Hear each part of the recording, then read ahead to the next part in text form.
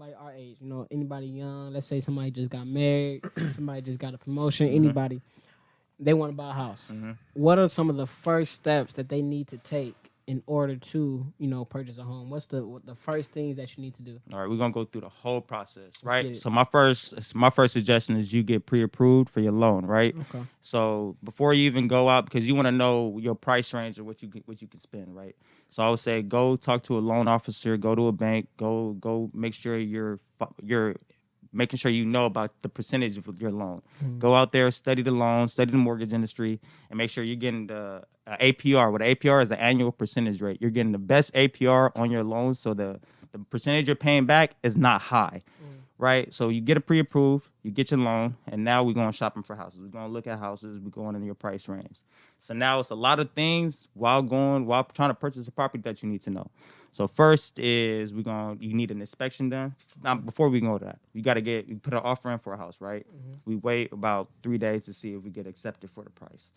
So right now is a seller's market. So what a seller's market is basically everybody that's selling their home are trying to sell it for the highest price point. And so right now it's kind of hard for a lot of people to buy a home because it's like everybody's pricing at 700s, 650s. But I'm sorry, I'm going all over. No.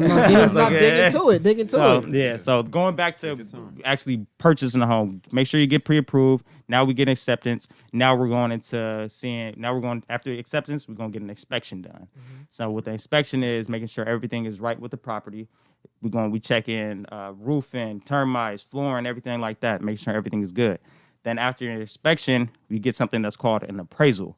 Now, what an appraisal is somebody that's coming in and making sure. So you have the list price of what you're selling your house for, but the appraisal is coming in and saying this is what the actual value of the home is worth. So the appraisal all right, so I'll give you an example. Say you're selling your home for $710, right? Okay. But the appraisal comes in at $690. The loan is the person who's giving you a loan, they're only going to give you $690, okay. because now you got to come out of pocket that $20,000 difference. Yeah. So, but you still got to pay 5% on the $690, and then you got to come out of pocket 20%. What's the 6? Oh, 5% of the 6. 5% for the down payment. Yeah. Okay. So I'll give you a better example for number wise. So, say you paying $735 for a house, it comes out, the appraisal comes back. Say you bought your house at $750. The list agreement is at $750, but the appraisal comes back at $735. Again, you're only going to get loans $735. Yeah. Coming out of pocket, that difference is a lot of money because now, say you got to come up with the money for the inspection and repairs for the cost. You already came out of pocket $50,000. Now you got to come out of pocket 10, 20 more to do the repairs. Yeah. So now sometimes it's not worth the money to do all that. So you want to make sure that when you're buying a property, you can see the comps. What a comp is other homes that have been sold in that area for the same price. So you know, okay, this is not going to go. It's going to be that value, So you want to make sure the homes are always in that value you have, Now, is that the problem that's going on right now where since it is a seller's market where the houses are being sold for more than they're worth? So that's exactly the problem. So I have a client right now. We're running into a lot of problems where the seller wants to take away the appraisal contingency. And what that means is whatever the appraisal comes at, you're still purchasing it at the purchase price you agreed to. So what we did was we put an offer in at $760, right? The appraisal came back at $700. My client's only gonna get loans $700.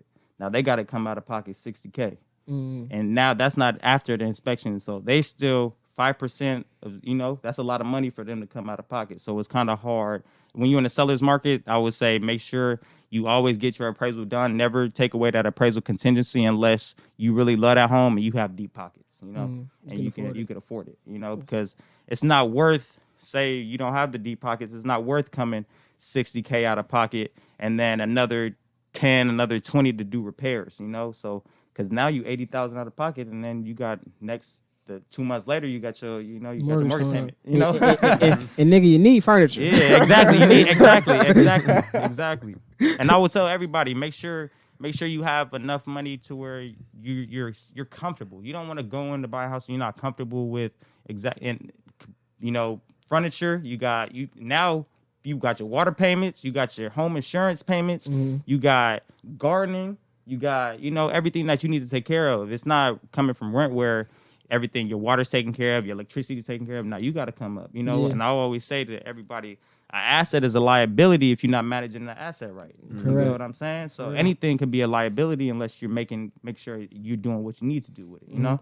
And that I think the misconception is that, you know, if you buy a house, it's automatically an asset. But Yeah. I mean, like how you said, if you're not managing right, or if it's just taking a lot of money from you, you feel me? You're paying a mortgage, you're paying utilities, you know, and all of a Liability. sudden, it's a liability Yeah. because it's not putting, you know, Money money in your your pocket. pocket. Yeah. And if you bought it, kind of how you saying, if you bought it at 690 or 660 and it's worth 700 or whatever the fuck, you're already negative in equity. Exactly. So at that point, you don't even have no. It's not even it contributing to your net worth Yep. because now you feel me. You're negative on the loan.